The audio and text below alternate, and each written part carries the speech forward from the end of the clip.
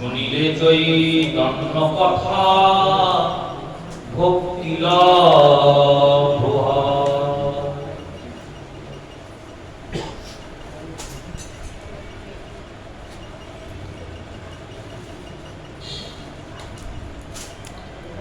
শ্রী শ্রী গৌর গোবিন্দ মকরন্দ মাধুর্য লীলালব্ধেষু সজ্জন বৈষ্ণব বৃন্দ শ্রদ্ধেয়া মাতৃমণ্ডলীর চরণে প্রণাম পূর্বক প্রত্যেক বৎসরের ন্যায় ভাগবত সেবা সমিতির উদ্যোগে এবং কলিপাবন অবতার রাধাকৃষ্ণ মিলিত তনু শ্রী শ্রী শ্রীমন মহাপ্রভুর কৃপাতে মহাপ্রভুর শুভ আবির্ভাব তিথি উপলক্ষে গৌর পূর্ণিমার আগে অথবা পরে যে সপ্তদিবসীয় গৌর কথার আয়োজন করা হয় তার আজকে সূচনা করা হচ্ছে। প্রত্যেক বছরের মতো যেমন আমরা গৌর কথা এই গৌর কথা রসাস্বাদনে মেতে উঠি, তেমনি এই বছরও শ্রীমন মহাপ্রভুর শুভ পাবন লীলা কথা শ্রবণ রসাস্বাদন এবং তৎপশ্চাতে 64 মাসের ভোগারাধনা যেমন উৎসব হয় তেমনি পরপর ক্রমে উৎসব হচ্ছে। শ্রীমন মহাপ্রভুর উপরে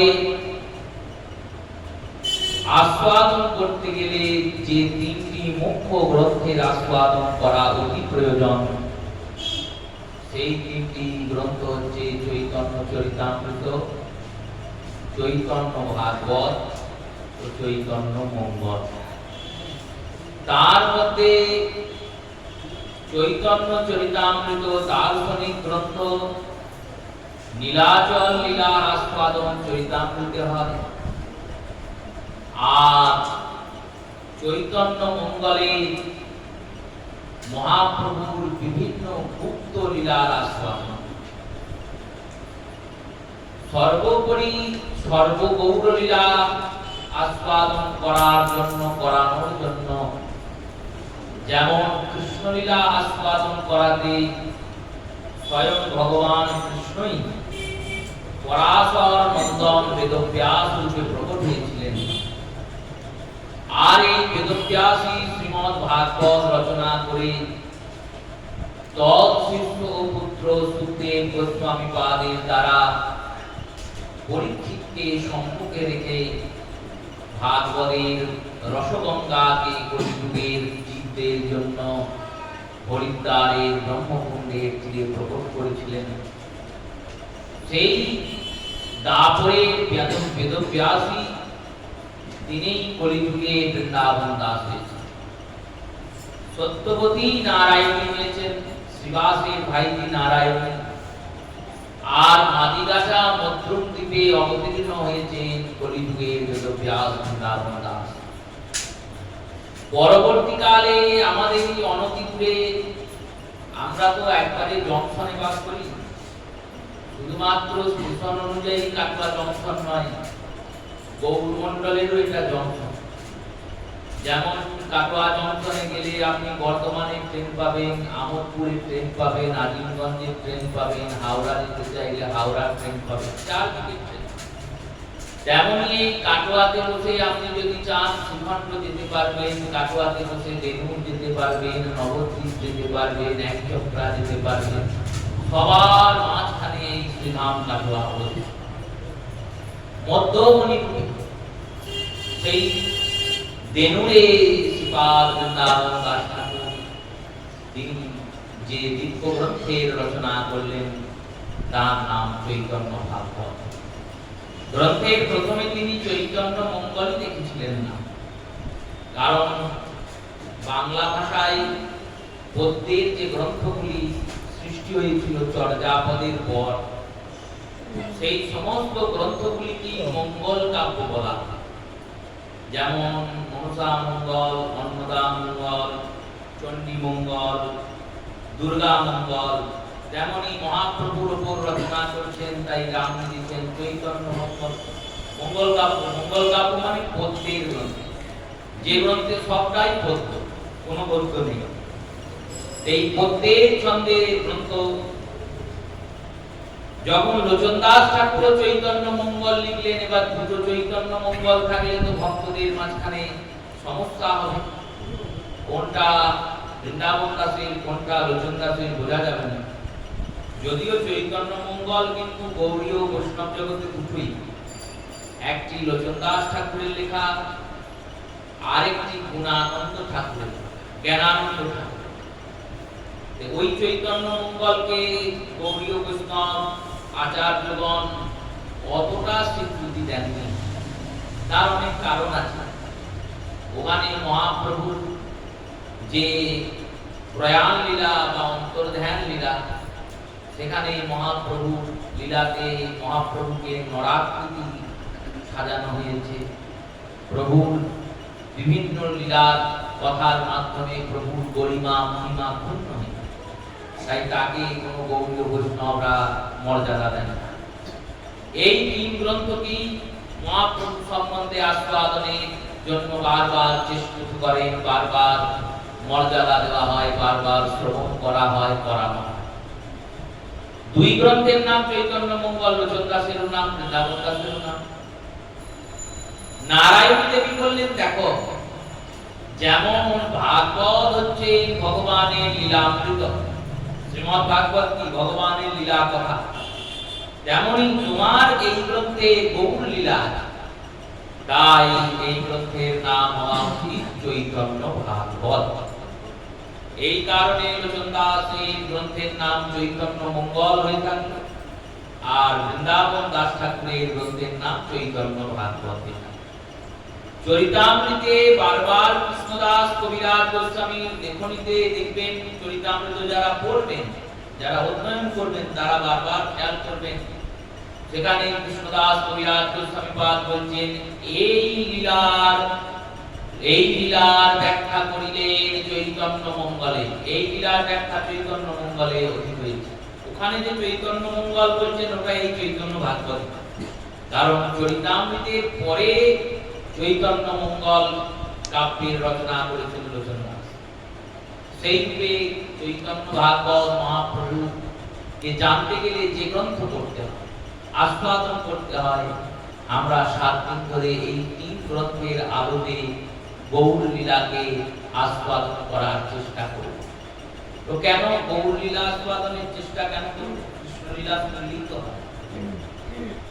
নরোত্তম বলছেন, দেখো শ্রী গৌরাঙ্গের 2টি পদ, যার জন সম্পদ সেই জন ভক্তি রস সার। শ্রী গৌরাঙ্গের মধুর লীলা, যার কর্ণে প্রবেশিলা, হৃদয় নির্মল হল তার। এই আমাদের মলিন হৃদয়টাকে কৃষ্ণ ভজনের যোগ্য করার জন্য রাধা গোবিন্দকে যে আপনি হৃদয়াসনে বসাবেন, এই কারণেই পদকর্তাগণ যে কীর্তনকে জন্ম দিলেন বাংলার বুকে। বাঙালিদের শ্রেষ্ঠ সম্পদ কীর্তন। এই কীর্তনের প্রথমেই যে পদটি ধরা হয়, তার নাম গৌরচন্দ্রিকা। কেন? আগে গৌরচন্দ্রের লীলা বলে হৃদয়টা নির্মল হবে, তবে তো সেই নির্মল হৃদয়ে আমরা রাধা গোবিন্দের মাধুর্য রস আস্বাদন করতে সক্ষম। না হলে তো সোজাসুজি বলে দিলেই হয়। প্রত্যেক লীলায়, লীলার নাম মান ভঞ্জন। মান ভঞ্জন কে করবে? মান কার হয়েছে? রাধারানী। আর ভঞ্জন করবেন শ্যাম সুন্দর, কিন্তু সেখানেও গৌরাঙ্গ সুন্দরের মান, সেখানেও গলাধর মান করেছে মহাপ্রভু দিয়ে মান ভঞ্জন করেছে। লীলার নাম রাস। রাস লীলায় তো ভগবান রাধা গোবিন্দের লীলা, কিন্তু সেখানে শিবাসঙ্গনে সংকীর্তন রাস আগে হবে, তারপর মহারাসের ব্যাখ্যা হবে। লীলার নাম নৌকা বিলাস, সেখানেও গৌর সুন্দর নৌকা নিয়ে ভক্তদের পার দিচ্ছে। কারণ এই গৌরের লীলা আমরা শুনবো, তবে হৃদয়টা নির্মল হবে। শ্রী গৌরের মধুর লীলা, যার কর্ণে প্রবেশিলা, হৃদয় নির্মল হইল তার। বললেন আর কি হয় জানো? বললেন কি হয়? যে গৌরাঙ্গের নাম লয় তার হয় প্রেমোদয়। তুমি যদি গৌর গৌর গৌর গৌর বলো তাহলেই তুমি প্রেম পেয়ে যাবে। আর এটা একবারে প্রামাণিক সত্য। আপনারা বারবার বলে দেখবেন গৌর বললেই প্রেম। কেন? বললেন ইনি প্রেমমূর্তি।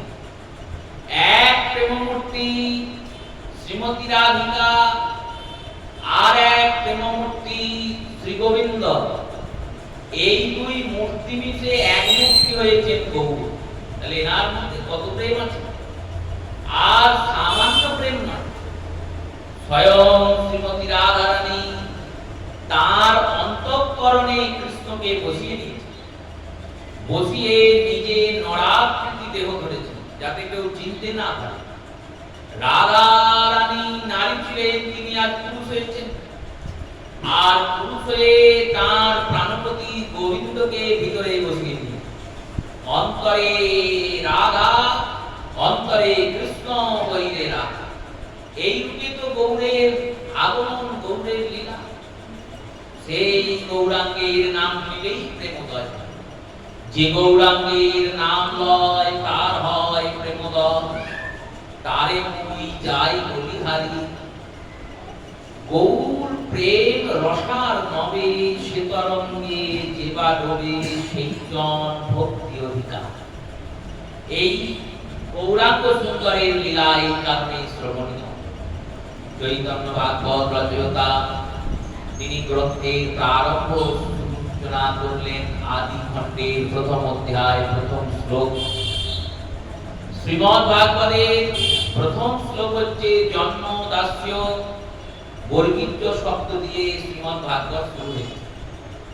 আর চৈতন্য ভাগবত সূচনা হচ্ছে আ শব্দ দিয়ে। অয়ের পরে দ্বিতীয় শব্দ বর্ণ হচ্ছে আ, স্বরবর্ণ। যে বর্ণ কোন ব্যঞ্জন বর্ণের সাহায্য ছাড়াই আপনা আপনি উচ্চারিত হয়। এই উচ্চারিত বর্ণের মধ্যে প্রথম বর্ণ অ আর দ্বিতীয় বর্ণ আ। এই আ শব্দ দিয়ে এই গ্রন্থের সূচনা করছেন। কেন? বললেন এটা তো আদি লীলা। এই আদি লীলাতেও আছে, আদি লীলারও আদি। আর বললেন শুধু আদি নয়, ইনি অনাদি। এই গৌর সুন্দর আদি তো নন, ইনি অনাদি। গোবিন্দ কেমন? ঈশ্বর পরম কৃষ্ণ সচ্চিদানন্দ বিগ্রহ, অনাদি আদি গোবিন্দ। বললেন অনাদিকাল যদি খুঁজে পাওয়া যায়, অনাদিকাল মানে আদিকাল মানে আজকে আমরা এখন বাস করছি, কতদিন গতকাল ছিল, এই গতকালের গতকাল, গতকালের গতকাল, এইভাবে খুঁজতে খুঁজতে গেলে একটা সময় পৃথিবীর জন্মকাল পাওয়া যাবে। যেদিন পৃথিবী জন্মিয়েছিল, পৃথিবী যখন জন্মালো, পৃথিবীর আগেও কেউ ছিল। সেই যে সময়, যে সময়ের নাম মহাশূন্য, সেই সময়ের নাম আদিকাল। এই আদিকাল যদি খুঁজে পাওয়া যায়, বললো আদিরও আদি যিনি, তিনি আদির আদি, আদির অনাদি। অনাদিরও আদি গোবিন্দ। এই অনাদিকাল বললেন অনাদিকালেরও আদিকাল, মানে যখন কেউ ছিল না তখন যিনি ছিলেন তিনি শ্যাম সুন্দর। আর যখন কেউ থাকবে না তখন যিনি থাকবেন তিনিও শ্যাম সুন্দর। সেই অনাদি আদি গোবিন্দ আর অনাদি আদি গৌর সুন্দর। তাই আ শব্দ দিয়ে সূচনা করছে গ্রন্থের। আজান লম্বিত ভুজৌ প্রণকাবদাতৌ সংকীর্তনৈক পীতরৌ কমলায়তাক্ষৌ বিশ্বম্ভর দ্বিজবর যুগধর্মপালৌ বন্দে জগৎ প্রিয় গৌর করুণাবতার। বললেন মহাপ্রভু ধ্যান মন্ত্র বর্ণনা করছেন। কি বললেন না? আজানুলম্বিত ভুজৌ। এনার যে হাতগুলো, সেই হাতগুলো কেমন না? আজানুলম্বিত, জানুর থেকেও বড়। সামান্য মানুষ যখন একবারে সোজা দাঁড়ায় তখন তার হাতটা এসে হাঁটুতে পড়ত, কিন্তু মহাপ্রভুর হাতটা বলছেন হাঁটু থেকেও নিচে চলে যাচ্ছে। এর অর্থ কি না, এর অর্থ মহাপ্রভুর হাতটা অনেক বড়, বিরাট আজান লম্বিত ভুজ। এত বড় হাত কেন প্রভু? বৃন্দাবন দাস কি প্রভু রূপমাধুরী দর্শন করতে পারেননি? যে রূপমাধুরী দর্শন করতে পারেননি বলেই প্রথমে হাতটার বর্ণনা দিলেন যে প্রভুর হাত এত বড়।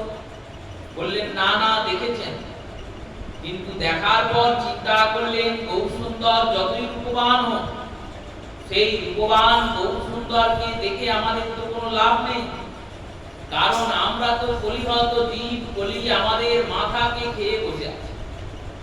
আমরা কিছুতেই ভজন সাধন করব না।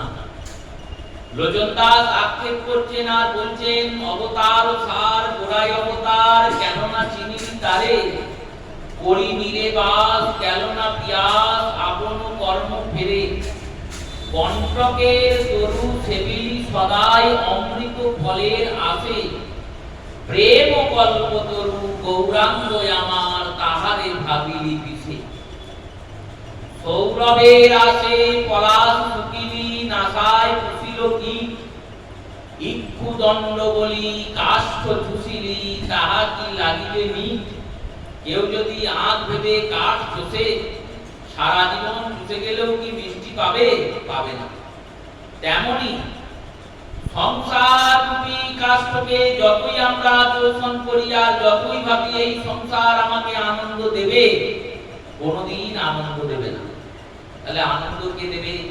বলেন সংসারের মধ্যে থেকে সারটাকে যদি ধরতে পারো, সংসার শব্দের মধ্যে তো সার আছে।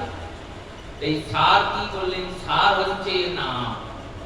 এই সংসারে থেকে যদি তুমি নামকে ধরতে পারো, ওই সংসারে থেকে যতক্ষণ ভগবানের নাম করবে, ভক্ত সঙ্গ করবে, সাধু সঙ্গ করবে, জানবে, ততক্ষণই তুমি আনন্দটা পেয়ে গেলে। আর উপলব্ধি হবে, অনুভব হবে। এই অনুভবটা করার মতো মনটা দরকার।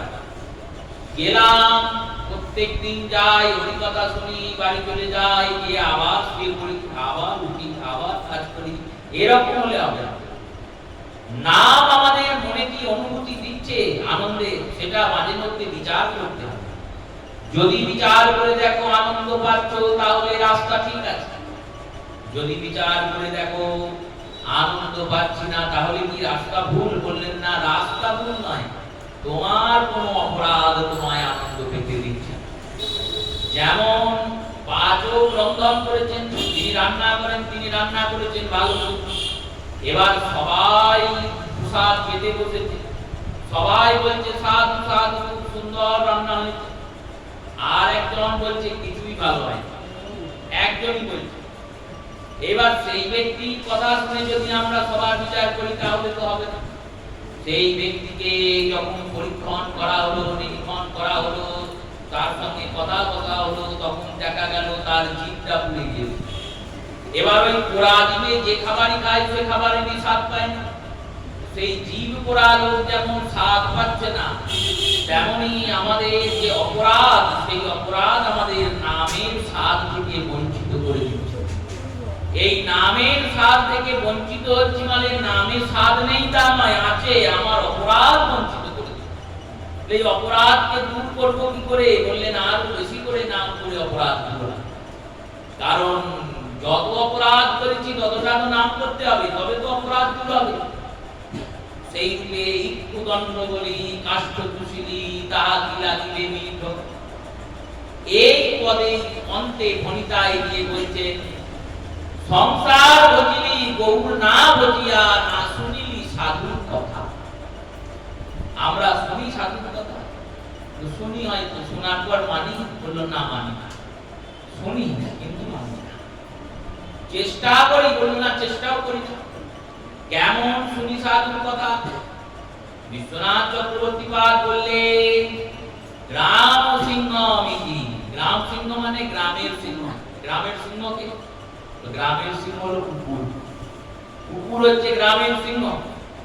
সিংহ যেমন বনে হয়ে হই করে বেড়ায়, হুঙ্কার করে বেড়ায়, সেরকম কুকুর কি করে? বলো নিজের এলাকাতে খুব হুঙ্কার করে। একে দেখলে তেড়ে যায়, ওকে দেখলে তেড়ে যায়। এই গ্রাম সিংহের মতো সাধুর কথা শুনি, কুকুরের মতো কেন? কুকুর তো সব আজ্ঞা শুনে, তাহলে আমরাও নিশ্চয়ই আজ্ঞাবাহ। বললেন না না, ওইরকম নয়। ওই কুকুর যখন শীতকালের রাতে উনুনের পাশে গিয়ে শোয় আর সারা রাত ওই উনুনের গরমে শুয়ে আরামে থাকে, আরামে থাকার পর যখন সকাল হয় আর সকাল হওয়ার পর গাটাকে ছাড়ে, তখন ওই গা ঝাড়া দেখে মনে হয় এমন করে গা ঝাড়লো আর মনে হয় এখানে শুতে আসবেন। ওই তেমনই আমরা সাধুর কথা শুনে ওই কুকুরের মতো গা ঝেড়ে ফেলে দিকে চলে আসি। এইরকম করে আমরা সাধুদের কথা শুনি।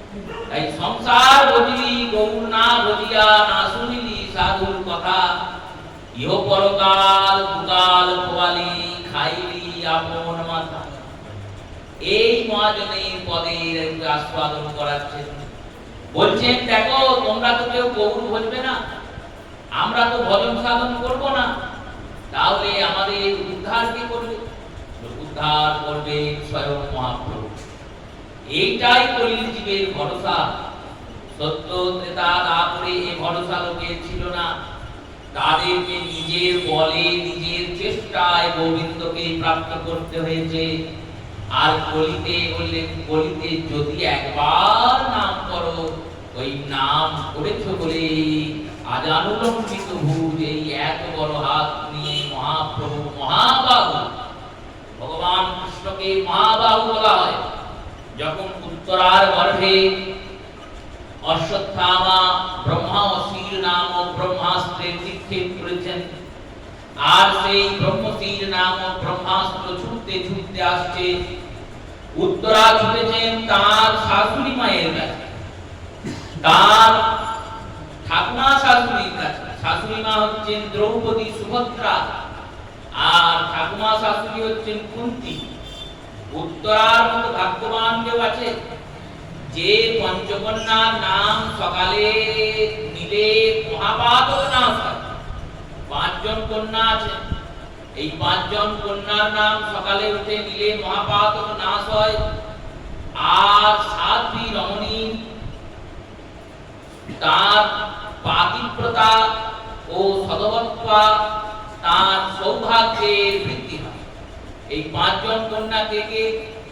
5 জন কন্যা হচ্ছে অহল্যা, তারা, মন্দোদরী, কুন্তী, দ্রৌপদী তথা পঞ্চকন্যা যৎস্মরে মহাপাতক নাশনম। অহল্যা, তারা, মন্দোদরী, কুন্তী আর দ্রৌপদী, এই 3 জন ত্রেতা যুগে অহল্যা, তারা আর কুন্তী, অহল্যা, তারা আর মন্দোদরী। আর 2 জন হলেন তারপরে কুন্তী আর দ্রৌপদী। এবার এই পঞ্চকন্যার মধ্যে এই 2 জন মানে মহাপুরুষ, এই 2 জন বসবাস করে উত্তরার সঙ্গে। এই 2 জন মহাপতিব্রতা রমণীকে, মহাসতীকে, মহাকন্যাদেরকে জিজ্ঞাসা করছেন উত্তরা। কুন্তী দেবীকে বলছেন, মা আমার বিরাট বিপদ, আমার গর্ভের সন্তান, আর সেই সন্তানকে বধ করার জন্য ব্রহ্মশীর নামক ব্রহ্মাস্ত্র আসছে। ব্রহ্মাস্ত্রের হাত থেকে কেউ রক্ষা পায় না, কোনো বীর, কোনো মহাবীর রক্ষা পায় না। আর আমার এই গর্ভের বালক কি করে রক্ষা পাবে? আমি মরে যাব তাতে ক্ষতি নেই, কিন্তু এই বালক যদি মারা যায়, এই বালক যদি বালকের মৃত্যু হয়, তাহলে তো এই যুদ্ধটার কোনো লাভই হবে না। কারণ কৌরব কুল আর পাণ্ডব কুলের মধ্যে একমাত্র এই বালকই আছে যে পাণ্ডবদের বংশকে বৃদ্ধি করে। গোটা কৌরব কুল 105টা ভাই, 100টা ভাই মরে গিয়েছে যুদ্ধদ্বন্দ্বে, আর এই 5টা ভাই তাদের যত সন্তান আছে সবাই মরে গিয়েছে। সন্তানদের যারা সন্তান ছিলেন নাতি-পুতি তারাও শেষ। একমাত্র এই গর্ভটাই গোটা বংশের প্রদীপ হয়ে চলছে। এই যদি শেষ হয়ে যায়, ধর্মরাজ রাজত্ব করার পর ধর্মরাজের ওই ধর্মের সিংহাসনে কে বসবে? কার কাছে গেলে আমি রক্ষা পাবো? সুভদ্রা দেবী দেখছেন লীলা, হাসছেন, তিনি তো সব জানেন। কুন্তী আর দ্রৌপদী বলছেন, শোনো, তুমি যেন ভুলেও ভীম আর অর্জুনের কাছে যেও না। বললেন এনারা এত মহাশালী মহাবীর, এনাদের কাছে যাব না। বললেন না না, দ্রৌপদী বলছেন এনারা রক্ষা করতে পারবে না, এদের বীরত্ব যুদ্ধক্ষেত্রেই হয়, বিপদের সময় এদের কোনো বীরত্ব নেই। বললেন দেখো, বিপদ যখন আসে তখন বিপদ তারণকে ডাকতে হয়, বিপদ তারণ হলেন গোবিন্দ। একমাত্র গোবিন্দই পারে এই বিপদ থেকে রক্ষা করতে। শ্রীমদ্ ভাগবতে দেখেছেন শ্রী উত্তরা, কৃষ্ণ কৃষ্ণ মহাবাহু রক্ষিতম হে কেশব, হে কৃষ্ণ হে মহাবাহু তুমি আমায় রক্ষা করো। ভগবানের একটা নাম মহাবাহু। মহাবাহু কেন না, বিরাট বাহু, এই বাহু দিয়ে তিনি ভক্তদের রক্ষা করেছেন। সেই রূপে গৌরাঙ্গ সুন্দর তার এই আজান লম্বিত ভুজ দিয়ে বলি ভব সংসার পাকে মলিন রূপে পতিত হয়ে পড়ে থাকা আমাদেরকে টেনে টেনে তুলবেন বলে তিনি এত বড় হাত নিয়ে এসেছেন। আজান লম্বিত ভুজ কর্ণকাবদাত, কান অব্দি চোখ। কেন বললেন? তার দৃষ্টি থেকে যেন কেউ বাদ না পড়ে। বড় চোখ বলে তার দৃষ্টি থেকে কেউ বাদ করবে না। কর্ণকাবদাত, এরপরে যেটি বললেন সেটিকে পরিলক্ষণ করতে হবে। সংকীর্তনৈক পিতরৌ, এই সংকীর্তনৈক পিতরৌ শব্দের সামান্য অর্থ হচ্ছে সংকীর্তনের পিতা যিনি। প্রভু এলেন, সঙ্গে করে নিয়ে এলেন কি না সংকীর্তন করলেন। কীর্তন ছিল প্রহ্লাদজি হিরণ্যকশিপুরের কোলে বসে এই কীর্তন ভক্তি প্রচার করেছেন। শ্রবণম কীর্তনম শ্রী বিষ্ণু স্মরণম অর্চনম বন্দনম পাদ সেবনম দাস্য সখ্যশ্চ আত্মনিবেদনম। এই কীর্তন ভক্তি প্রচার প্রহ্লাদজি করেছেন, কিন্তু সংকীর্তন ছিল না। মহাপ্রভু বললেন দেখো, কীর্তন মানে প্রভুর নাম লীলা রূপ গুণের বর্ণনা করা, প্রভুর নাম গুণগান করার নাম কীর্তন। আর সবাই মিলে যখন এটা করবে তখন তার নাম হলো সংকীর্তন। একা একা সবাই বসে নাম করত, সবাই ঘরে ঘরে বসে জপ করে, নাম করে, জপ করে, সবই করে, কিন্তু সবাই একসঙ্গে বসে করে। ভক্তদের যখন একসঙ্গে করা হয়, অনেকে তখন পণ্ডিতরা বলেন একসঙ্গে বসে নাম করতে গেলে চিত্ত বিক্ষেপ হয়ে যাবে, অধিক সন্ন্যাসীতে গাজন নষ্ট হয়ে যাবে, সন্ন্যাসী অল্প স্বল্পই ভালো। তাই ঘরে বসে ভজন করেন, ঘরের কোণে বসে বসে গোবিন্দের নাম স্মরণ করেন, কিন্তু একত্রিত হয়ে একসঙ্গে নাম কেউ করে না। প্রভু বলছেন, গৌরাঙ্গ সুন্দর মহাপ্রভু বলছেন শোনো, এক ব্যক্তি অনেক দূরে আছে, তাকে তুমি ডাকলে ও দাদা ও দাদা ও দাদা বা ও দিদি ও দিদি ও দিদি, তিনি শুনতেও পারবেন না শুনতেও পারেন, কারণ তোমার আওয়াজটা তার কান অবধি পৌঁছাবে তবে তো শুনবেন।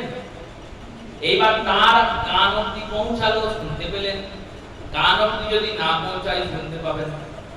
কিন্তু সবাই এক হয়ে যদি তার নাম ধরে ডাকে তখন কি হবে? তখন আওয়াজটা অনেকটা জোর হয়ে যাবে, সবাই একসঙ্গে ডাকছে। কৃষ্ণ বলে ডাকলে সেই 14 ভুবনের উপরে গোলকে থাকা গোবিন্দ শুনতেও পারেন নাও পারেন, কিন্তু সবাই যদি আমরা কৃষ্ণ বলে ডাকি তাহলে সবার ডাক এক হয়ে গোবিন্দের কানে ঠিক পৌঁছে যাবে। এই কথা যখন বললেন, শ্রীবাস পণ্ডিত বলছেন প্রভু বললেই তো হবে না, সিদ্ধান্ত করতে গেলে একটা প্রতিপক্ষকে স্থাপনা করতে হয়, একটা দৃষ্টান্ত স্থাপনা করতে হয় যে এই হয়েছে তাই আমি বললাম। আপনি দৃষ্টান্ত স্থাপন করুন। মহাপ্রভু বলছেন দৃষ্টান্ত আছে, কোথায় আছে? ভাগবতে। ভাগবতে রাসের মধ্যে যখন গোবিন্দ অন্তর্ধান হয়ে চলে গিয়েছেন, গোপীরা খুঁজছেন তাদের প্রাণবল্লভকে, খুঁজতে খুঁজতে তারা শ্রীমতী রাধা রানীকে পেলেন। রাধা রানীকে পাওয়ার পর বলছেন, হে রাধে, আমরা কৃষ্ণকে হারিয়েছি, কৃষ্ণ আমাদের ছেড়ে চলে গেছে। এই গোবিন্দ যে ছেড়ে চলে গেলেন তাকে আমরা কি করে পাবো? রাধা রানী বললেন, শোনো, ভগবান যদি লুকিয়ে পড়তেন তাহলে আমরা তাকে খুঁজে বের করতে পারতাম। কিন্তু ভগবান তো লুকিয়ে পড়েন, ভগবান হারিয়ে যাননি, ভগবান লুকিয়ে পড়েছেন। লুকিয়ে যিনি পড়েছেন তাকে খুঁজে পাওয়া মুশকিল। উপায় কি?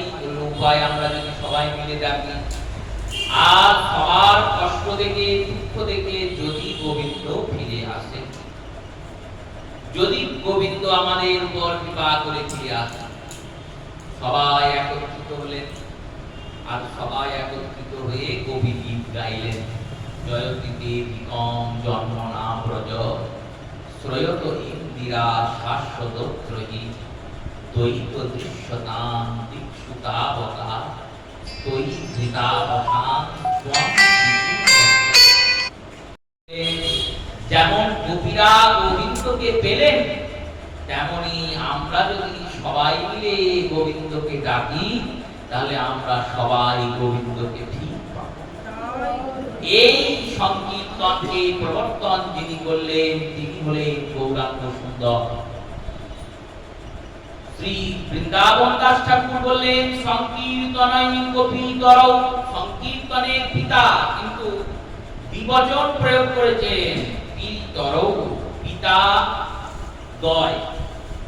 পিতা শব্দের অর্থ, পিত শব্দের অর্থ একবচন পিতা, পিতরৌ মানে দুজন পিতা, আর পিতরা মানে বহুজন পিতা, একবচন দ্বিবচন বহুবচন। এই সংকীর্তনের তো একটাই পিতা গৌরসুন্দর। সংকীর্তনের পিতা শব্দের প্রয়োগ না করে পিতরৌ বলেছেন কেন? বলেন দেখো এখানে দুজন পিতা, একজন এই সংকীর্তনকে জন্ম দিয়েছে আর একজন এই সংকীর্তনকে পালন করেছেন। এই সংকীর্তনকে জন্মকে দিলেন মহাপ্রভু। মহাপ্রভুই তো সংকীর্তনকে জন্ম দিলেন, তাই তিনি সংকীর্তনের পিতা, সংকীর্তনের ঈশ্বর।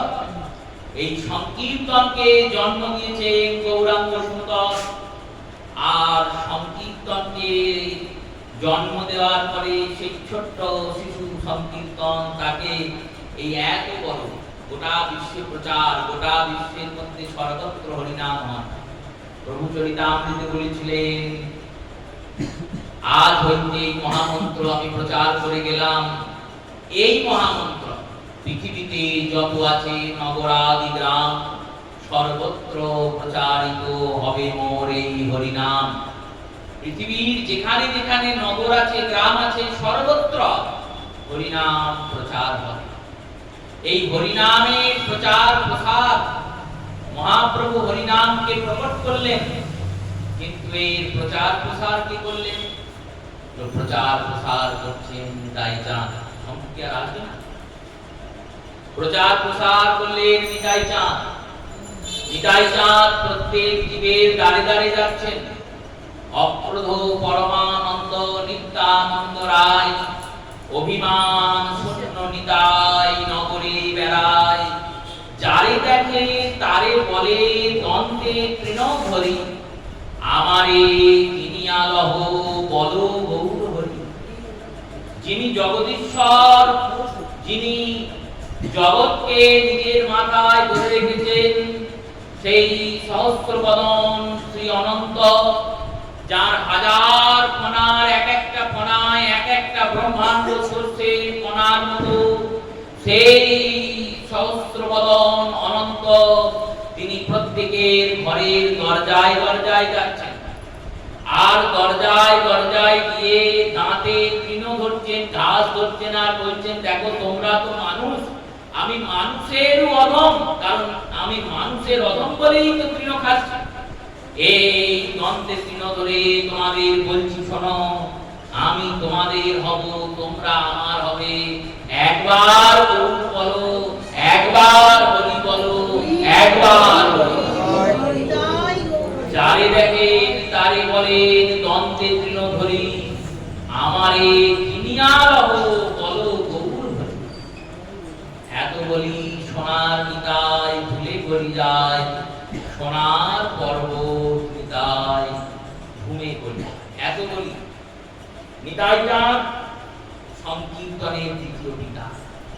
তাই সংকীর্তনই কপিতর কমলায়তাক্ষ, কমলের মতো চোখ প্রভু। কেমন চোখ? পদ্মের মতো। পদ্ম যেমন সর্বপবিত্র পুষ্প, এই পবিত্রতা তার মধ্যে কোনো মন্ত্র শক্তি, কোনো ক্রিয়া শক্তি সঞ্চার করে না। এই পবিত্রতা তার মধ্যে কোনো স্থানে হয়েছে বলে সঞ্চার করে না। এই পবিত্রতা তার প্রতিকূল গুণ ধর্মের জন্য সঞ্চার করে। সে কোনো ভালো জায়গায় হয়েছে বলে সে পবিত্রতা নয়। তাকে নিয়ে সে খুব তারে ব্রাহ্মণেরা অম বম চম বলে চন্দন ছিটিয়েছে বলে সে পবিত্র নয়। পদ্ম এতটাই পবিত্র, পদ্মের যে বন, সেই বনের কাছে ভগবান শ্রীহরি সাক্ষাৎ অবস্থান করেন। শাস্ত্রের মধ্যে পুরাণাদিগণ বললেন, তুলসী কাননং যত্র পদ্মো বনানি চ পুরাণ পঠনম যত্র। তিন জায়গায় ভগবানের নিত্য অধিষ্ঠান।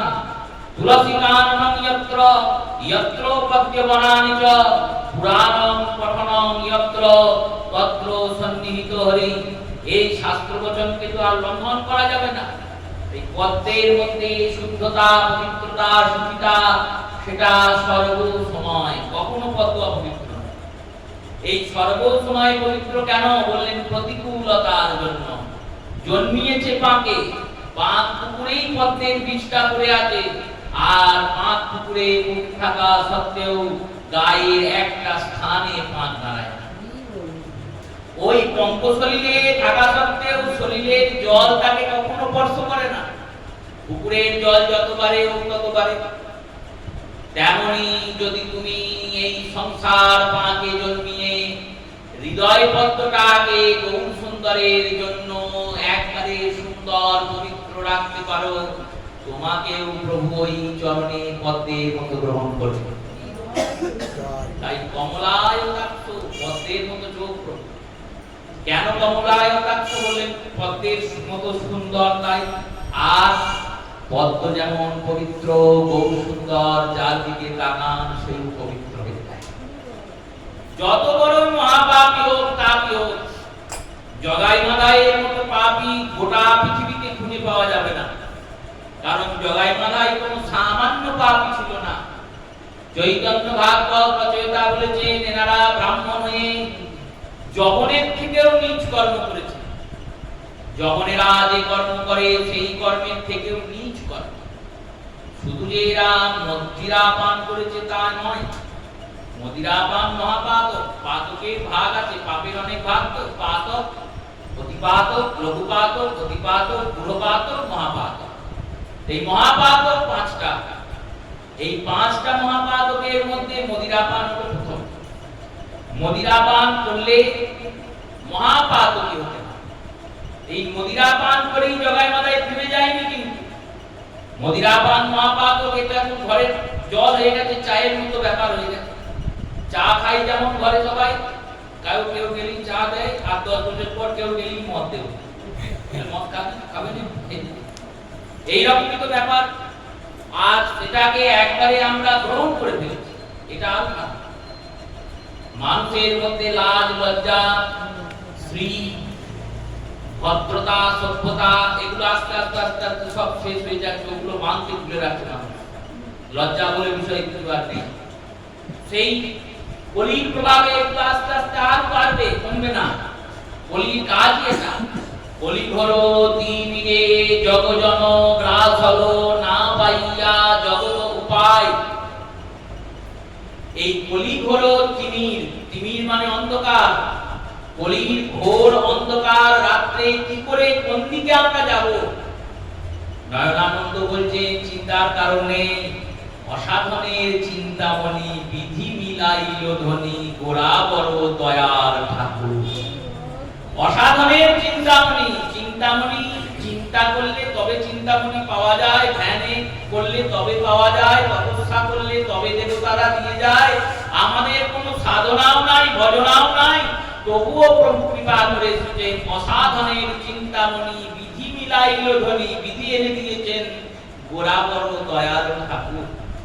কেমন দয়ার ঠাকুর জানো? বললেন কেমন দয়ার ঠাকুর? কত শত আনন কত চতুরানন, গুণ গাহি ওর নাহি পাই, ভাই রে গোড়া গুণ কহরে না যা। গোড়ার গুণ কহা যায় না। গোড়ার গৌর সুন্দরকে জানতে গেলে চারি সর্বেদ সর্ববিদ্যা সর্বদর্শন, সে যদি গৌরাঙ্গ নাহি ভজে। চার বেদ করেছে, সর্বদর্শন করেছে, তার এত পাণ্ডিত্য থাকা সত্ত্বেও যদি গৌর সুন্দর না ভজে কি হবে জানো? কি হবে না? মিছে তার অধ্যয়ন লোচন বিহীন জন, অন্ধের দর্পণের কিবা কাজে। বেদ বিদ্যা কিছু নাহি জানত, সে যদি গৌরাঙ্গ করে সার। নয়নানন্দ বলছেন এইটাকে আগে বোঝো, এটাকে চিন্তা করো, উপলব্ধি করো, সার করো। বেদ বিদ্যা কিছু নাহি জানত, সে যদি গৌরাঙ্গ করে সার। নয়নানন্দ বনে সেই তো সকলই জানে, সর্বসিদ্ধি করতলে তার। যেমন জগতের মধ্যে থেকে এই জগৎ সংসারের কর্মফল ভোগ করতে করতে যে নামকে ধরতে পারবে সে উদ্ধার পাবে। সেই নামকে ধরাবেন যিনি, তিনি গৌরসুন্দর। কমলায়তাক্ষ বিশ্বম্ভর দ্বিজবর, তিনি বিশ্বম্ভর। বিশ্বম্ভর কেন বললেন? পিতা নাম দিয়েছেন বিশ্বম্ভর। জগন্নাথ মিশ্র এনাকে বিশ্বম্ভর নামে আখ্যায়িত করেছেন। কারণ শ্রীমন মহাপ্রভুর জন্ম হয়েছে ফাল্গুন মাসে, আর ফাল্গুন মাসের জন্ম হয়েছে যখন প্রভুর নক্ষত্র ফাল্গুনী, উত্তরা ফাল্গুনীতে মহাপ্রভুর জন্ম। ফাল্গুন মাস, ফাল্গুনী নক্ষত্র, আর সিংহ রাশিতে। সিংহ রাশিতে জাতকের আদ্যক্ষর ব দিয়ে আর অন্তঃক্ষর র দিয়ে হওয়া উচিত। বিশ্বম্ভর বয়ে দিয়ে শুরু করলে বি দিয়ে ব হচ্ছে, আর শেষ কালে গিয়ে র হচ্ছে বিশ্বম্ভর। সেই বিশ্বম্ভর তাই নাম দিয়েছেন বিশ্বম্ভর। আর কি জন্য নাম দিয়েছেন? তাই জগৎকে ভরণ পোষণ করবে, তাই বিশ্বম্ভর। এই বিশ্বম্ভর গৌরসুন্দর আসছেন। কিভাবে আসছেন? বিভিন্ন মহাজনের বিভিন্ন লীলার আস্বাদন। আজ গোলক বৃন্দাবনে শ্রী গোবিন্দ বসে আছেন, আর মনে মনে চিন্তা করছেন রাধা রানী যে আমাকে প্রেম করে, কৈছন রাধা প্রেমা, কৈছন মধুরিমা, কৈছন সুখতি হোর। এ তিন বাঞ্ছিত ধন ব্রজে না হইল পূরণ। আমি যে বৃন্দাবন লীলায় গেলাম, ব্রজের এই এত সুন্দর লীলার রস আস্বাদন হলো, সেই ব্রজলীলাতে তো এই প্রেম, এই প্রেমের আস্বাদন করা গেল না, এই প্রেমের রসের সম্পূর্ণ আস্বাদন হলো না। এই চিন্তন করছেন গোবিন্দ। চিন্তন করতে করতে সখীর আগমন। ললিতাদি সখী এসে বললেন, শোনো শ্যাম সুন্দর, তুমি যদি রাধা রানীর প্রেম জানতে চাও তাহলে রাধা রানী হতে হবে, তবে তো প্রেম জানা যাবে। তুমি রাধা রানীকে প্রেম করো, সেই প্রেম করে যে আনন্দটা পাও সেটা তুমি উপলব্ধি করতে পারো। কিন্তু রাধা রানী তোমায় দেখে কি জন্য প্রেম করে, আর তুমি এত দুঃখ দেওয়া সত্ত্বেও কেন প্রেম করে, সেটা যদি জানতে হয় তাহলে তোমাকে তো রাধা হতে হবে। শ্যামসুন্দর গোবিন্দ শ্রীমতীর কাছে গেলেন। রাধা রানীকে গিয়ে বলছেন, হে রাধে, তুমি তোমার এই অঙ্গকান্তিটা আমায় দেবে? রাধা রানী বললেন, কি করবে অঙ্গকান্তি নিয়ে? না, আমি একবার রাধা রাধা হয়ে দেখবো যে কৃষ্ণকে ভালোবেসে মিলনের উৎকণ্ঠার সুখ কেমন। কবে গোবিন্দকে পাবো, কবে গোবিন্দকে পাবো, কবে গোবিন্দকে পাবো, এই যে মিলনের উৎকণ্ঠা, আর কৃষ্ণকে হারিয়ে বিরহের দুঃখটা বাড়ে। দুই দিকই দেখতে হবে, পাওয়ার আনন্দ আর হারানোর দুঃখ। প্রেমের তো দুটো পর্যায়, এই দুই দিক কি করে দেখবো? রাধা না হলে তো এই পাওয়া যাবে না। তাই তোমার অঙ্গকান্তিটা আমাকে দান করবে? শ্রীমতী বললেন, শোনো মাধব, রাধা ছাড়া কৃষ্ণের বিরহকে সহ্য করতে কেউ পারবে না। কৃষ্ণ বলছেন, আমিও পারবো না। বললেন, না, তুমিও পারবে। এই বিরহের এমন জ্বালা, এই জ্বালাটাকে অনুভবই করা যাবে না।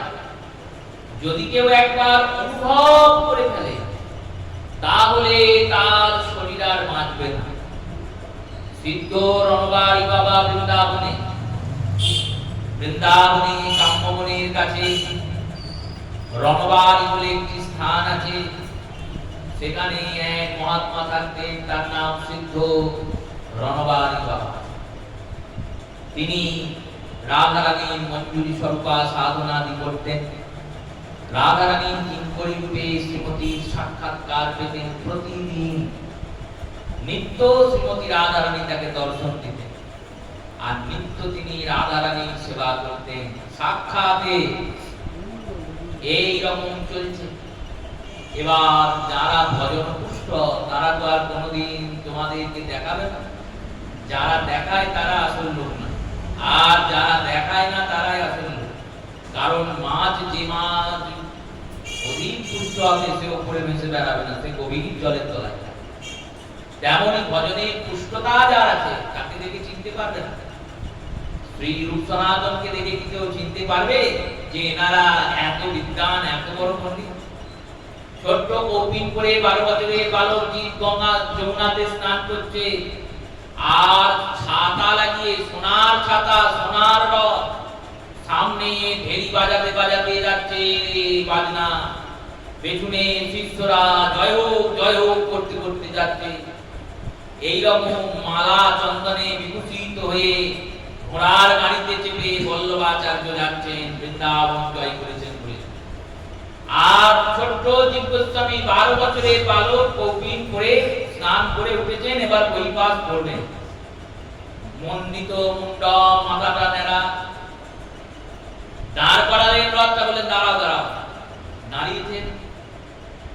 বল্লভাচার্যকে বলছেন, এত জয়ধ্বনি দিচ্ছ, কি হয়েছে? কি কান পাতা দুষ্কর হয়ে গেছে? কি ব্যাপার? কোথায় জয় করলে? তুমি কি রাজা যে জয় করতে এসেছো বৃন্দাবন? বললেন, না না, রাজা নয়, আমি পণ্ডিত। এই বৃন্দাবনের যত পণ্ডিত ছিল সবাইকে হারিয়ে দিয়েছি। রূপ সনাতন আমাকে তাম্রপত্রে লিখে দিয়েছে, আমরা তর্ক ছাড়াই পরাজিত হলাম। এই দেখো। গোস্বামী দেখলেন, হ্যাঁ তাই তো, আমার গুরুদেব শ্রী রূপ গোস্বামী পাদ, আমার গুরুকুল্য শ্রী সনাতন গোস্বামী লিখে দিয়েছেন, হস্তাক্ষর আছে। জীব গোস্বামী বললেন, বেশ, তা আমার সঙ্গে তর্ক করে যাও, তারপর বলবে যে আমি বৃন্দাবনে সবাইকে জয় করেছি। এবার তর্ক হলো যমুনার ঘাটে, আর ওই ছোট্ট জীব গোস্বামী পাদের কাছে বল্লভাচার্য হেরে গেলেন। হেরে গেলেন, পরাভূত হয়ে গেলেন। গলার মালা পরিয়ে দিলেন, তাম্রপত্রে লিখে দিলেন, আমি পরাভূত। তাই যে ব্যক্তি ভজনা করেন, সেই ব্যক্তি কখনোই প্রকাশ করেন না। দামি জিনিস ঘরে থাকলে যদি সবাইকে বলি, চুরি হয়ে যায়। যে ব্যক্তি অর্থ বেশি থাকে, সে যদি সবাইকে বলে বেড়ায়, প্রচুর টাকা হয়ে গেছে আমার, প্রচুর টাকা হয়ে গেছে, হয় চোর আসবে, নয় ইনকাম ট্যাক্সের লোক আসবে, দুর্নীতি হয়। তাই সিদ্ধ রণবাড়ি বাবা, তাকে দেখে চেনার উপায় নেই, তিনি প্রতিদিন রাধারানীর দর্শন, সাক্ষাৎ দর্শন। একদল সাধু সন্ন্যাসী এসেছেন, তাদের সঙ্গে কথাবার্তা বলেছেন, হরিকথায় গিয়েছেন, পাঠ বিশ্রাম হয়েছে। সাধু দলরা বলেছেন, চলো আমরা দ্বারকা যাবো ঘুরতে। তিনি বলেছেন, দ্বারকা গেলেও ভাই গোবিন্দেরই তো দাম, গোবিন্দের নাম। গোবিন্দ বিয়ে শাদী করে ওখানে ছিলেন, ওখানে 16,108 জন পত্নীকে নিয়ে বিরাট সংসার করেছেন। আর রুক্মিণী রাধারানী তো এক ব্যাপার, রাধারানীও প্রেয়সী, রুক্মিণীও প্রেয়সী, তা তো নয়। শ্রীমতীর কোনো তুলনা নাই, রাধারানীর কোনো তুলনা হয় না। রাধারানীর অঙ্গ 6টার কোটি ভাগের 1 ভাগ থেকে ওই 16,108 টা সে বোঝার মতো ক্ষমতা নেই। চলে গিয়েছেন দ্বারকা, আর দ্বারকায় যখন গিয়েছেন, রুক্মিণী দেবী তার এক দাসীকে পাঠিয়ে দিয়েছেন, আর সেই দাসী এসে ওই রণবাড়ি বাবার মাথায় বলেছেন, এখানে দ্বারকায় এসেছো, গোপীচন্দন দিয়ে তিলক করতে হয়, তিলকটা আমি করে দিবে, সেই তিলকটা করে দিচ্ছি। এইটুকু হয়ে যায়, কিছু হয়। এরপর তিনি বৃন্দাবনে এসেছেন, আর বৃন্দাবনে এসে যখনই ভজনে বসছেন আর রাধারানীর দর্শন পাচ্ছেন। দিন রাত কাঁদছেন, হা রাধে, হা কিশোরী, হা প্রাণেশ্বরী, হা প্রেমময়ী, হা অপার করুণাময়ী, কৃপা করো, দর্শন দাও রাধে। আমি কি অপরাধ করলাম? তোমার দরজায় তো কেউ ফিরে যায় না, আমার অপরাধটা কি যে আমি দর্শন পাচ্ছি? কাঁদতে কাঁদতে বিরহে, রাধারানীর বিরহে, কৃষ্ণ বিরহ নয়, রাধারানীর বিরহ, স্বামীর বিরহ, সেবা থেকে বঞ্চিত হয়েছি এই বিরহ, তোমার দর্শন থেকে বঞ্চিত হয়েছি এই বিরহে তার শরীরের সমস্ত অঙ্গটা পুড়ে ছাই হয়ে, যেভাবে বসে আছেন ওইভাবেই বসে আছেন, পুরো ছাই, হাত দিলে ছাই বেরোচ্ছে, হাত পা বুক পিঠ সব ছাই, শুধু এই মাথাটুকু আছে, আর এই মাথাটুকু ওই হা রাধে প্রাণ রাধে বলে যাচ্ছে, আর মাথা থেকে জল পড়ে। ভক্তরা কষ্ট সহ্য করতে পারছেন না, কি করব প্রভু, আপনার কি করে শীতল প্রদান হয়, কি করে কি হয়, কেউ কোনো উপায় পাচ্ছেন না। খবরটা বৃন্দাবনে ছড়িয়ে গেছে।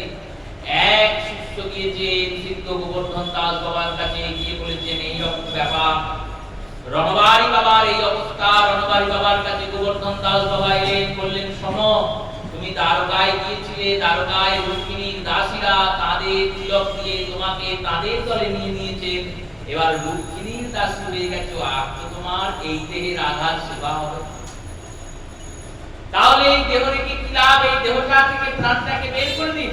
দেখুন, এটাই হচ্ছে ভজনের প্রভাব, এটাই হলো ভজনের চিন্তন।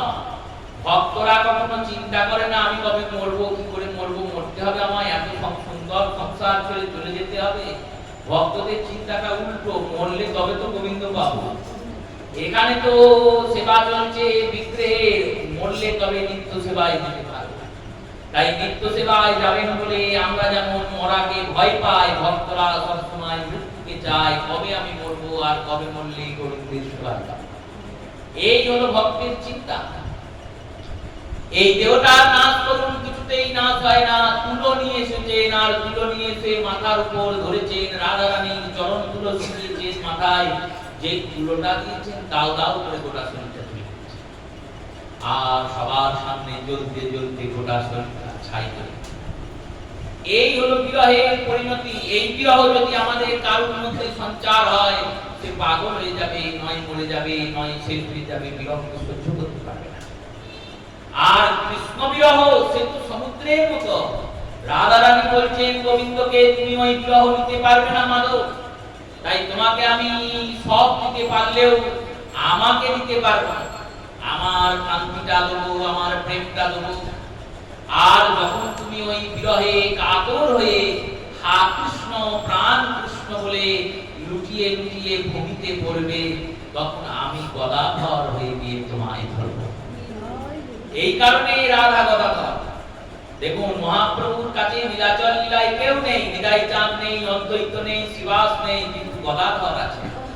কারণ নীলাচলের লীলাতে প্রভু শুধু এই বিরহকেই আস্বাদন করেছেন। বিরহিনী হয়ে রাধিকার মতো কৃষ্ণ বলে কেঁদে গেছেন। দেখেছেন কৃষ্ণ বলে কেঁদে কিছু?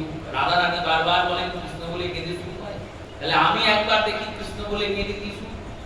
কৃষ্ণ বলে কেঁদেছেন, আর মনে মনে ভেবেছেন সুখ আছে বটে, কিন্তু এই সুখ কৃষ্ণ সহ্য করতে পারে না, সহ্য করতে পারেননি কৃষ্ণের বিরহ। মুখ ঘষেছেন দেওয়ালে, সেই মুখ ঘষাতে রক্ত বেরিয়েছে প্রভুর মুখ থেকে, সেই রক্তের দাগ এখনো গম্ভীরা দেওয়ালে লেগে আছে। বারবার আছাড় খেয়ে পড়েছেন মাটিতে, সেই আছাড় খেয়ে খেয়ে পড়েছেন, কোথাও ক্ষত হয়েছে। কখনো কৃষ্ণ বলে কাঁদতে কাঁদতে অস্থিগন্থি খুলে গেছে, প্রকাণ্ড বিরাট শরীর হয়ে গেছে মহাপ্রভুর। ওই 7 ফুট লম্বা দেহটা 14 ফুট হয়ে গেছে। হাতের গ্রন্থিগুলো যদি খুলে যায় কি হবে? দেহটা লম্বা হয়ে যাবে। আবার কখনো কখনো দেহটা সংকুচিত হয়ে কুর্মাকৃতি হয়ে গেছে। এই সমস্ত ভাব বিকার হয়েছে সেই দেহে। সেই গৌরসুন্দরের আগমন, রাধারানী তার ওড়নাটা নিয়ে গোবিন্দকে পরিয়ে দিলেন। গোবিন্দ গৌড় হলেন। এই গৌড় লীলা আস্বাদন করবেন বলে চিন্তন করছেন, আর এদিকে মহাদেব বসে বসে কৈলাসে ভাবছেন কলির চিত্তে কি করে উদ্ধার করা যায়। নারদ এসে বলছেন প্রভু কলিযুগ আসছে, কলিযুগে চিত্তে উদ্ধার কি করে হবে? মহাদেব বললেন আমি উদ্ধার করবই। এই উদ্ধার করব বলে তিনি কারণবসায়ী বিষ্ণু ক্ষীর সাগরের পাশে গোলক বৃন্দাবনের চরণে ভগবানের নিজ ধামে গিয়ে উপস্থিত হলেন, আর উপস্থিত হয়ে গাইতে লাগলেন ভজ হুরে মন শ্রীনন্দ নন্দন অভয় চরণার বৃন্দরে।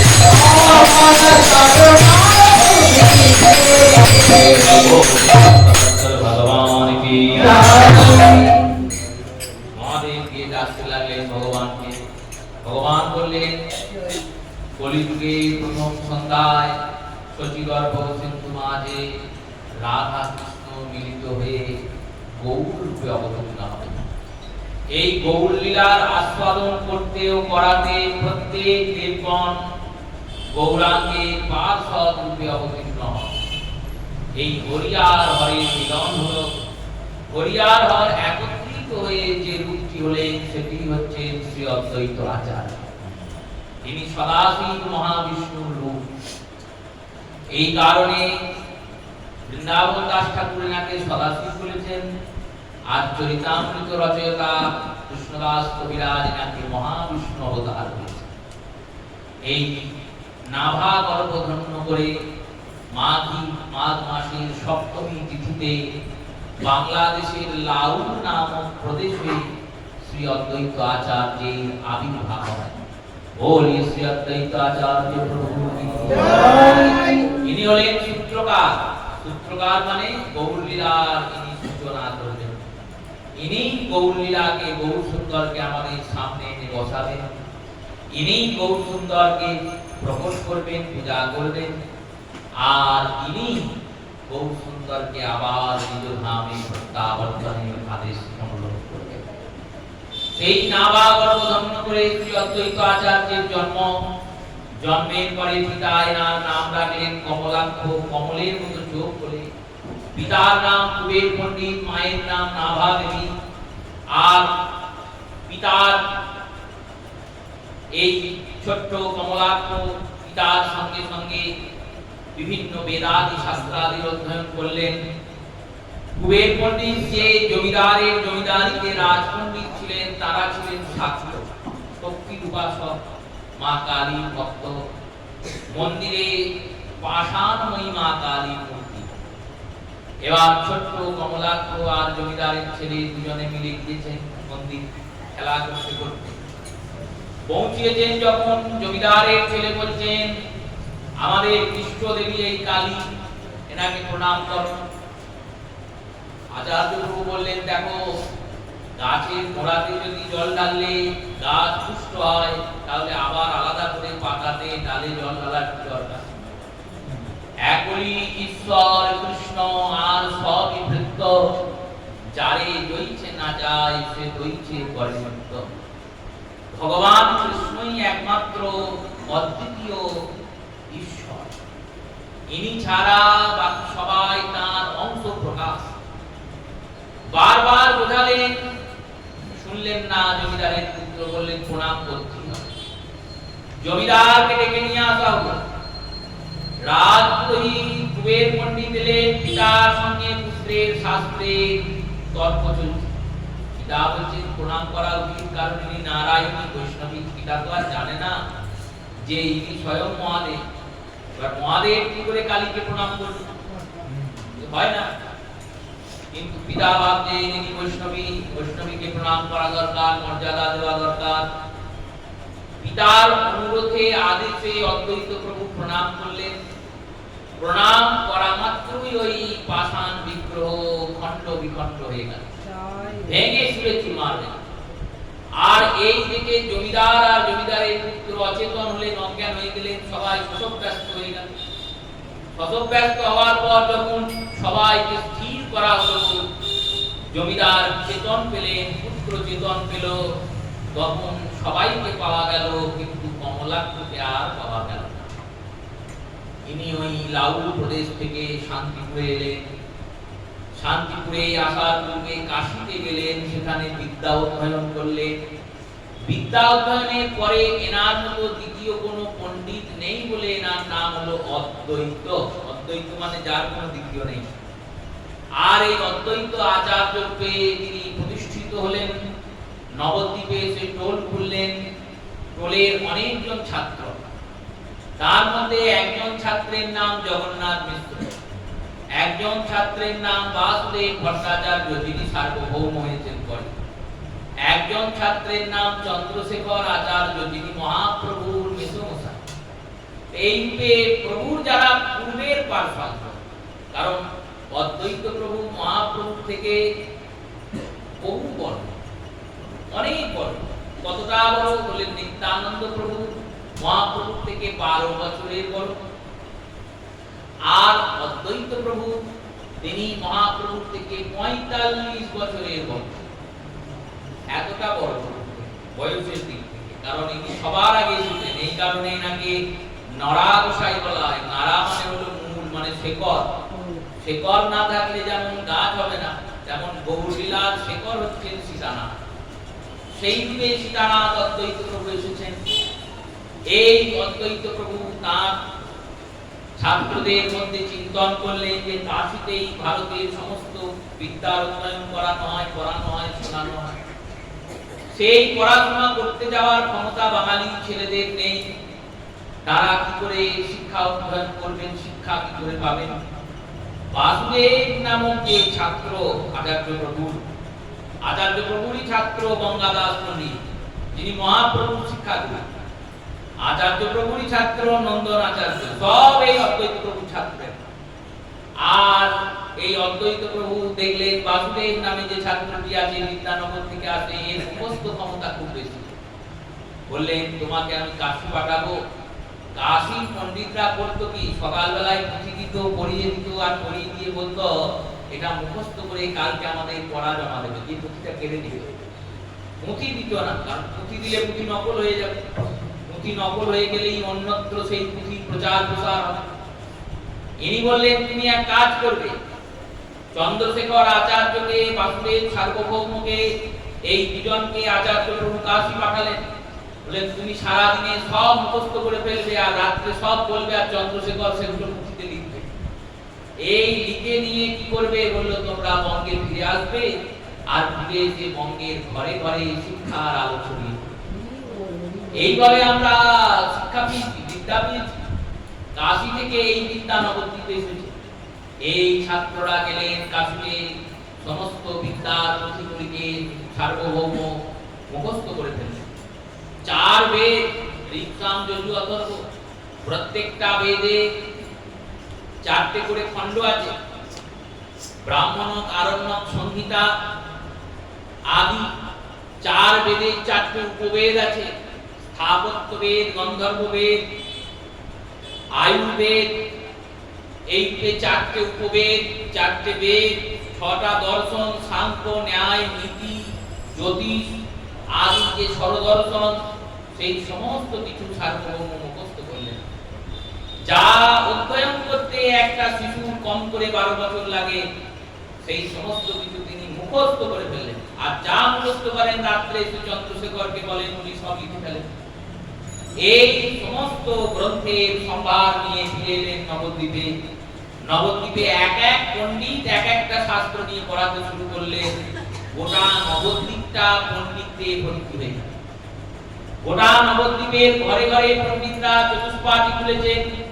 ছাত্ররা আসেন, পড়েন, তাদেরকে বাড়িতে রেখে দেওয়া হয়, তাদের রেখে দিয়ে পড়ানো হয়। তাদের অর্থে পণ্ডিতদের সংসার চলে আর তারা বিদ্যা নিয়ে গিয়ে গ্রামে পড়ায়। এইভাবে আমাদের ভারতবর্ষের শিক্ষা ব্যবস্থা ছিল। ভারতে তো স্কুল বিদ্যালয় ছিল না, চতুষ্পাঠী হচ্ছে ভারতের প্রথম বিদ্যালয়। আর চতুষ্পাঠীর মাধ্যমেই বিদ্যার অধ্যয়ন করানো হয়। কত পূর্বভাবে শিক্ষা দেওয়া হতো দেখুন। এখনকার যে শিক্ষা ব্যবস্থা, সেই ব্যবস্থাতে কোনো একটা ভাষা, তার যে ব্যাকরণ করানো হয়, সেই ব্যাকরণ কেমন হয়? বললো মাস্টার সব মুখস্থ করেছে আর ছাত্র মুখস্থ করেছে। সেও বাইরে কিছু জানে না, এও বাইরে কিছু জানে না।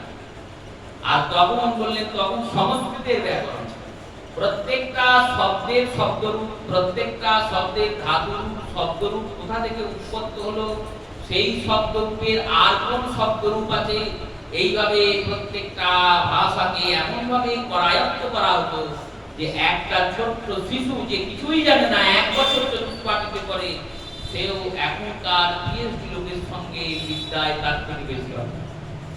এতটা উন্নত মানের শিক্ষা ছিল ভারতে। সেই শিক্ষা ব্যবস্থা প্রচলন করলেন। প্রচলন করার পর আচার্য প্রভু ফিরে গেলেন নিজের দেশে, কারণ বহুদিন দেশে যাননি। গিয়ে শুনলেন পিতা মাতা গত হয়েছেন। জমিদারের সেই ভেঙে যাওয়া কালী মূর্তি নিজের হাতে জুড়ে দিয়ে এলেন, জমিদারকে বৈষ্ণব করলেন।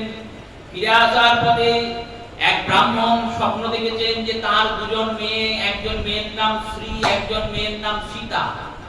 এই শ্রী হচ্ছেন লক্ষ্মীর অবতার আর সীতা হচ্ছেন পার্বতীর অবতার।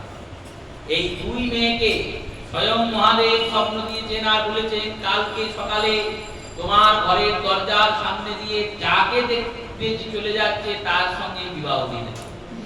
আচার্য প্রভু যাচ্ছেন ছাত্রদের নিয়ে। আচার্য প্রভুকে দেখলেন, তার সঙ্গে বিবাহ দেওয়া হলো শ্রী আর সীতা। বিবাহ আদি করে তিনি ফিরলেন নবদ্বীপ। পিতৃকর্মে গয়া ক্ষেত্রে গেলেন। গয়া ক্ষেত্রে যাওয়ার পর বৃন্দাবন গেলেন।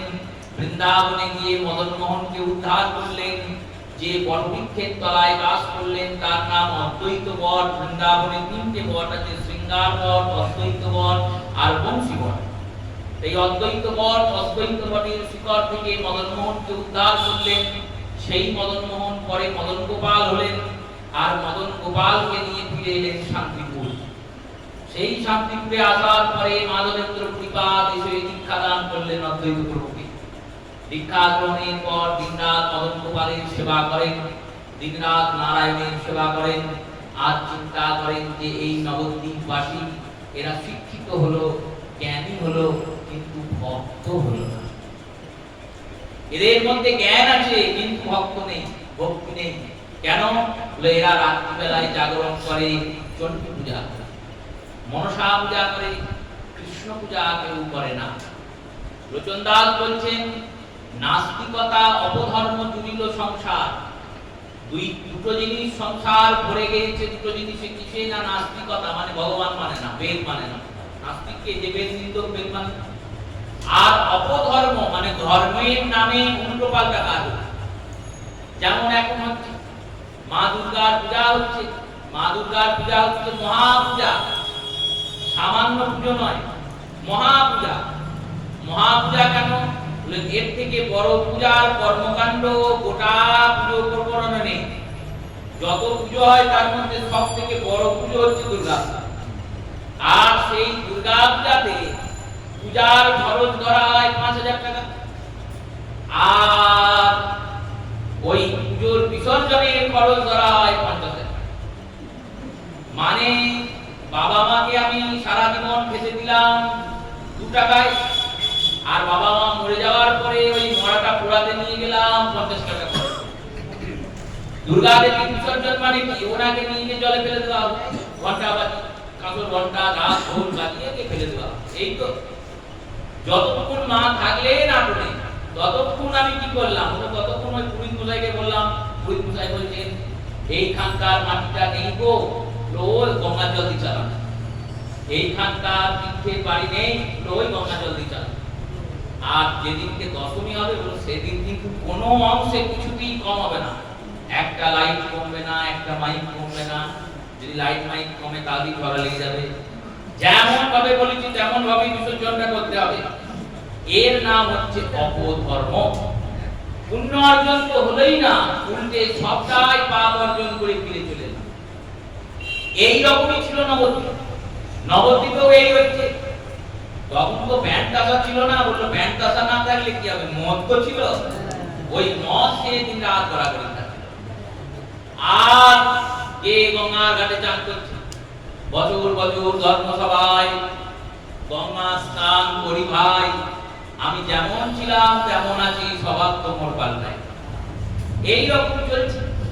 ব্রাহ্মণরা মদ আর মাংস চুপে থাকছে, মদিরা পান করছে, আর যেখানেই মাংস পাচ্ছে খেয়ে চলে আসছে। এইরকম সব চলছে। সেই নবদ্বীপ নাস্তিকতা অপধর্ম জুড়িল সংসার। কৃষ্ণ পূজা, কৃষ্ণ ভক্তি দেখি নাহি না, কোথাও কৃষ্ণের পূজা হয় না। কাউকে যদি বলা হয় বাড়িতে গোবিন্দের পুজো করো, ভগবান নারায়ণের পুজো করো, এই বলা মাত্রই সেই ব্যক্তি বসে পড়েন মাথায় হাত দিয়ে।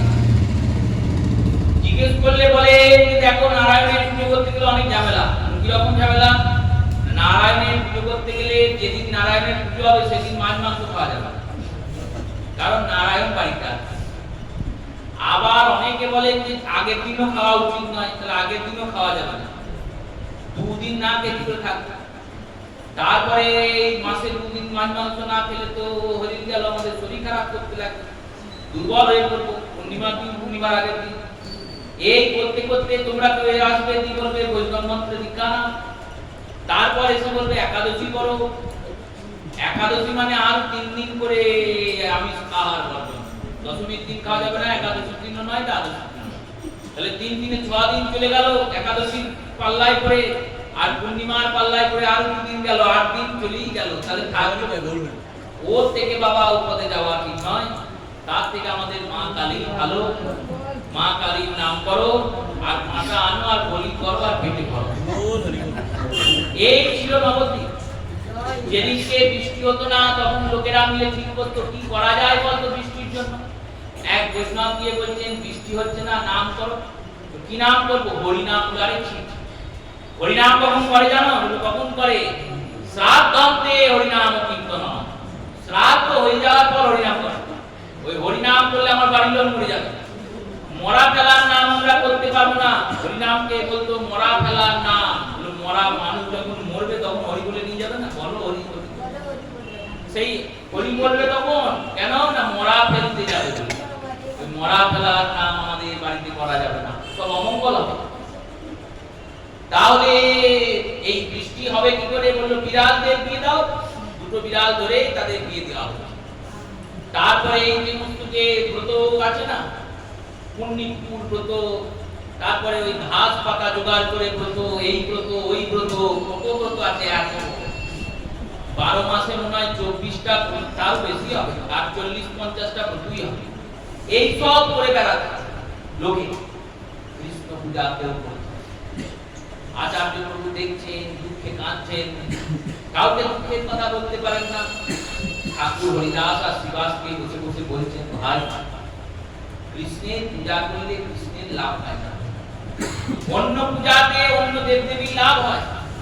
সেই দেবদেবী তুষ্ট হলে বরদান এমনি করেন না, সেই দেবদেবী তুষ্ট হয়েছেন কেন না, হবি পাচ্ছেন বলে। দেবদেবীকে তো হবি দেওয়া হচ্ছে, হবি মানে কৃতাহুতি, হবি মানে নৈবেদ্য। গোবিন্দকে হবি দেওয়ার প্রয়োজন নেই, নৈবেদ্য দেওয়ার প্রয়োজন নেই। কেন বললেন? তিনি সর্বত্র বিরাজিত। যেভাবেই ডাকুন, যে নামেই ডাকুন, যেভাবেই ভজন, গোবিন্দ বিনা আর কাউকে ভজনা করা যাচ্ছে না। কারণ তিনি সর্বেশ্বর, বিশ্বেশ্বর, জগৎ। সব পুজো শেষ করে হাতে জল নিয়ে লোকে বলে, প্রিয়তাং পুণ্ডরিকাক্ষং সর্বযজ্ঞে সর্বহরি তস্মিন তুষ্টে জগৎ তুষ্ট প্রণীতে প্রণীতম জগৎ। তুমি তুষ্ট হলেই তো জগৎ তুষ্ট হয়ে যায়। তাই ভগবানকে ভজনা করে ভগবানের কোনো লাভ হয় না। তুমি বুঝলেও সই, না বুঝলেও সই, তোমার তুমি এই মানব জন্মটা যে কারণে পেলে সেই জন্মটা সার্থক হবে। অন্তত পক্ষে মনুষ্য জন্ম ছেড়ে যখন এই আত্মাটা বেরিয়ে যাবে, তখন আবার মানুষ হয়ে জন্মাবে। কৃষ্ণ ভজন করলে, না করলে কিন্তু জন্মাবে। হরিদাসকে বলেন, শিবাসকে বলেন, শিবাস হরিদাস দুজনে শোনেন আর বলেন, প্রভু শেখাবে। আমরা হাতে ধরে পায়ে ধরে অনেক বলেছি, তোমরা একটু হরি ভজো, তোমরা একটু কৃষ্ণ নাম করো, কিন্তু কেউ নাম করে না, কেউ কৃষ্ণ ভজে। আচার্য প্রভু মনে মনে ভাবলেন, হরিদাস শিবাসকে বলছেন, শোনো, এদেরকে এমনি করে তরানো যাবে না। কারণ যখন জীব চোরাবালিতে ডুবে যায়, তখন সেই চোরাবালিতে ডুবে যাওয়ার লোকটি যত হাত পা চালাবে তত ডুববে, না চালালেও ডুববে। তাকে উদ্ধার করার জন্য, তাকে ওই চোরাবালি থেকে বের করার জন্য যেমন বলবান ব্যক্তির দরকার হয়, তেমনই এই কলিঘোর তিমিরে ভবসাগর মাঝে যারা ডুবছে, তাদেরকে উদ্ধার করতে স্বয়ং কৃষ্ণকেই আসতে হবে। আর কৃষ্ণকেই এসে এদের উদ্ধার করতে হবে, কৃষ্ণকেই শেখাতে হবে কৃষ্ণের ভজন, তবেই এরা কৃষ্ণ বুঝবে, তাছাড়া কেউ বুঝবে না। শিবাস আর হরিদাস বলছেন, কৃষ্ণকে আসতে হবে, কৃষ্ণকে ডাকার মতো কেউ আছে? আচার্য প্রভু বলছেন, শোনো, ভগবান ভাগবতে বলেছেন, মম ভক্ত পরাধীনাম, আমি ভক্তের পরাধীন। তিনি যদি ভক্তের পরাধীন হন, এই ভাগ্য যদি তার হয়, আমি তাকে ডাকবো। তাকে ডাকবো শুধু নয়, ডেকে এনে সবার সামনে প্রকট করব। এতটা জোর একমাত্র তার থাকতে পারে যার জোরটা খাটে। কিন্তু মহাদেব না, রুদ্র অবতার স্বয়ং পরম বৈষ্ণব, তিনি জানেন গোবিন্দকে যদি আমি ডাকি তাহলে গোবিন্দ নিশ্চয়ই সাড়া দেবে। প্রত্যেক দিন বাবলার ধারে, ওই আদি গঙ্গার তীরে সহস্র তুলসী চয়ন করেন, 1008 পাতা তুলসী। চন্দন ঘষেন, চন্দন ঘষে সেই তুলসীকে চর্চিত করে সাজান। আর ভগবান শালগ্রামের সামনে বসে ওই 1008টা তুলসী নয়নের জলে ভেজান, আর ভিজিয়ে দান করেন, আর বলেন, হে গোবিন্দ, হে সচ্চিদানন্দ, হে আনন্দ কন্দ, হে ব্রজেন্দ্র নন্দন, তুমি কৃপা করো, আর কৃপা করে এই কলিযুগে একবার প্রকট হও। তুমি যদি না আসো তাহলে কলির জীব আর বাঁচবে না, কলির জীব আর কৃষ্ণ ভজার পথ পাবে না। এরা বুঝবে না, এদের ভজাতে হবে। এরা নাম করবে না, এদের করাতে হবে। এরা গৌর বলে গোবিন্দ বলে ডাকবে না, এদের গৌর বলে গোবিন্দ বলে ডাকতে হবে। তুমি এসো, এই তুমি এসো, তুমি এসো করে প্রতিদিন ডাকে, প্রতিদিন ডাকে। তারপর ওই তুলসী দলকে নিয়ে গিয়ে গঙ্গায় বিসর্জন করেন। তারপরে জল স্পর্শ করেন, নাম হলো জল স্পর্শ করেন। এইরকম সাধনা করতে করতে একদিন ভগবান আচার্য প্রভুর সামনে প্রকট হলেন। আর প্রকট হয়ে বললেন, তুমি চিন্তা করো না, আমি খুব শীঘ্রই তোমার সম্মুখে উপস্থিত হব। প্রভু বললেন, চিনব কি করে? বললেন, ঠিক চিনতে পারবে।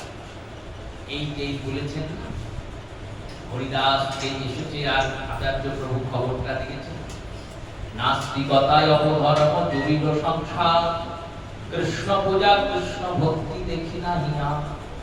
দেখিয়া আচার্য প্রভু বিষাদিত হইল, কেমনে করিবে জীব ভাবিতে লাগিল। নেত্র বুদি তুলসী পত্র দেন পদ তলে, জিতিনু জিতিনু বলে নাচার আল্লাদে। এত বলি নাচে আমার ঠাকুর হরিদাস, আর লোচন বলে এবার জীবের কাটবে মোহপাশ। ওই ভগবান শ্রী গোবিন্দ তিনি আজ বলেছেন আমি প্রকট হব। এই আনন্দে আচার্য প্রভু নৃত্য করছেন, হরিদাস নৃত্য করছেন। আজকে আমাদের গৌর কথার প্রথম দিবস। আগামীকাল কথার প্রথমেই মহাপ্রভুর আবির্ভাব হবে, সেই রূপে আপনারা প্রস্তুত হয়ে আসবেন। আগামীকাল গৌর জন্মলীলা আস্বাদন হবে।